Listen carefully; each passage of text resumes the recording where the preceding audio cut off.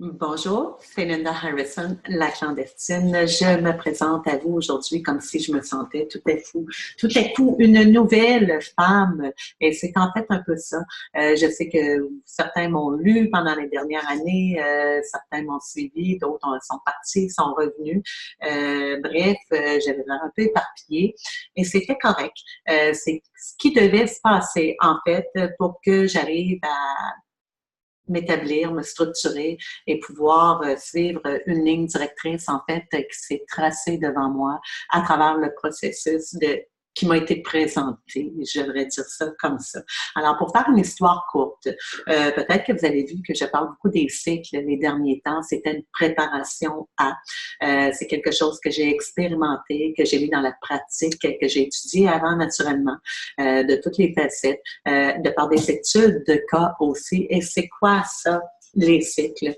Alors voilà, les cycles, on parle d'énergie que l'on porte, nous, les femmes. J'aime mieux dire qu'ils nous portent plutôt que l'on porte, parce que des fois, on en porte déjà beaucoup. C'est plus léger de dire qu'on est porté par des énergies. Donc, à travers que ce soit au niveau générationnel, on a 4 cycles différents, que ce soit dans l'enfant jusqu'à 25 ans, que ce soit dans le cycle maman, et by the way, on n'est pas obligé de mettre des enfants au monde pour passer par le cycle maman. C'est un cycle, c'est une symbolique qui représente l'énergie qui doit être là, qu'on va sentir monter en nous lorsqu'on est là. Il y a le cycle enchanteresse qui va se passer plus dans la préménopause, ménopause. Je vous dirais que celui-là, c'est le plus... c'est celui-là que les gens ont plus de misère à comprendre, mais ça va aussi avec qu'est-ce qu'on véhicule dans la société, ce qui a été véhiculé depuis longtemps. On va mettre une belle image à l'enchanteresse. On va traverser ce cycle-là beaucoup plus paisiblement. On va l'accueillir vraiment. Moi, je le trouve magnifique. Je suis là présentement. Je m'en vais vers là plutôt et c'est magnifique. C'est quelque chose qui me fait grandir énormément. Et puis, il y a le cycle de la sorcière. Encore là, la sorcière, c'est pas la méchante sorcière, bien au contraire, c'est une sorcière guérisseuse. Ces mots-là, ça vous dit quoi? Peut-être qu'en fois, non, c'est quoi ces niaiseries-là encore? Mais on parle d'énergie. C'est des symboliques. C'est des points de repère qu'on met à travers les enseignements que je place pour vous raconter une histoire et vous faire voyager à travers les cycles pour que vous puissiez établir une compréhension en vous qui est, voilà, que il me semble que la prédominante chez moi, je suis quelqu'un qui donne beaucoup. Je suis tout le temps dans le don, c'est tout le temps pour les autres, mais j'ai peine à accueillir. Donc, probablement votre prédominante dans votre personnalité et non pas dans vos énergies, c'est la femme maman. Bon, il y a toutes sortes de choses qui rentrent là-dedans. Ça peut être la façon qu'on a été éduqué, une relation dans laquelle on vit présentement. Écoutez, je ne suis pas psychologue. Par contre, ça fait partie des enseignements. Qu'est-ce qui a été pour que vous soyez dans une prédominante? Alors, ce qu'on va faire au niveau de l'enseignement des cycles, ce que je vais faire dans l'accompagnement, on va cibler la prédominante et on va rétablir, on va faire voir qu'il faut aller équilibrer ces 4 énergies-là mensuellement. Donc, c'est pas parce que j'ai 45 ans, je suis dans ma phase prénopause que je peux plus être femme-enfant, que je ne peux plus donner comme dans le cycle de la maman et que je ne peux plus déposer, laisser couler comme dans le cycle de la sorcière. Non. Alors, oui, j'ai une petite prédominante dans mon cycle générationnel, mais je dois continuer à faire circuler l'énergie des 4 cycles pour trouver une harmonie et un équilibre à travers ma vie, à travers mes occupations, à travers mes projets, à travers ma famille, à travers tout ce qui est autour de moi, autant dans mon monde physique que dans mon monde spirituel.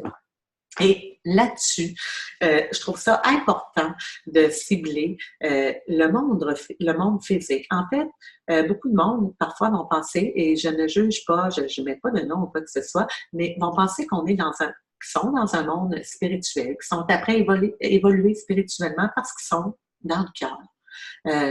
Oui, le cœur, moi, je donne beaucoup, je suis à l'écoute, tout ce que je fais, c'est au niveau de l'amour, c'est universel, mais ça demeure que ça reste dans le développement personnel. Donc, dans le développement personnel, on s'en va en bas du cœur, on reste dans le monde physique. Et là où on doit aller dans le monde spirituel, c'est quand on va commencer à évoluer au niveau de la conscience. Il va y avoir des niveaux de conscience qui vont être établis. Et c'est là qu'il faut faire la connexion. Je suis une preuve vivante, j'ose le dire, et j'en vois beaucoup là-dedans, parce que on va aller dans le yoga, exemple. J'étais dans un monde physique pendant des années. C'est là-dedans que j'ai évolué en tant qu'entraîneur, en tant qu'entrepreneur. Donc, j'étais dans le monde physique. Je suis montée au cœur et à un moment donné, j'ai voulu évoluer au niveau spirituel. Je suis allée dans le yoga et toutes les autres formations, la méditation, tout s'est placé pour que j'évolue spirituellement. Les niveaux de conscience se sont établis. Par contre, il y a eu un moment où j'ai oublié de rétablir la connexion. Et mon monde physique, ben, j'avais tellement été dans l'extrême que lui, je voulais comme plus le voir. Donc, il y a eu une déconnexion, donc un déséquilibre. C'est ce qui est arrivé dans les dernières années et c'était correct. Il fallait que je passe par là pour comprendre, à travers les cycles, qu'il y avait un manque. Donc, rendu au niveau spirituel, vous n'avez pas idée comment je suis bien et il y a vraiment de la magie et des miracles qui se produisent là et une puissance inimaginable. Toutefois, quand je retombe dans le monde physique, je deviens un peu intolérante, là où je ne voulais plus retourner. Je ne comprends pas pourquoi il y a encore de la souffrance autant, pourquoi que les gens ne veulent pas comprendre c'est quoi l'amour, c'est quoi la spiritualité, et puis je pogne quasiment les nerfs, donc je suis pas à bonne place, il y a un déséquilibre là. Et encore une fois, ben, j'ai perdu encore des points de repère et je me sens complètement perdue. Et d'où les cycles ont apparu dans ma vie. La merveilleuse Miranda Gray, qui a écrit sur les cycles des énergies des femmes, merveilleux écrit, ça a été mes premières approches. Clarissa Pinkola Esté, qui a été une autre grande psychanalyste, qui écrit beaucoup sur les femmes, les archétypes des femmes. Bref, c'est une disciple à quelque part de Young aussi, dans la psychologie. Donc, je me suis mis à lire là-dessus. Bref, beaucoup de lectures, d'apprentissage, d'études de cas à travers les pratiques, à travers mes retraites, les participantes. Voilà que j'en suis arrivée à, naturellement, avant d'enseigner quelque chose, à appliquer les cycles dans ma vie pour me retrouver aujourd'hui, merci la vie, avec un équilibre, une harmonie de reconnexion de mon monde spirituel et mon monde physique. Et enfin, il y a une belle ligne directrice qui se trace devant moi au niveau professionnel. Mais au-delà de ça, le monde qui change autour de moi, les énergies qui changent parce que mes énergies sont rétablies, sont équilibrées, en fait, comme jamais je l'ai été. Donc, ma vie familiale, mes amis, mes relations autour de moi, tout change et pour le mieux naturellement. Vous n'avez pas idée comment que merci la vie. Donc, il ne s'agit plus que de yoga. On m'a étiqueté pendant longtemps moi-même. J'ai eu de la misère à dire, je suis toujours prof de yoga, je suis prof de yoga. Ben là, je suis ailleurs. Je vais me servir encore du yoga, mon petit chien.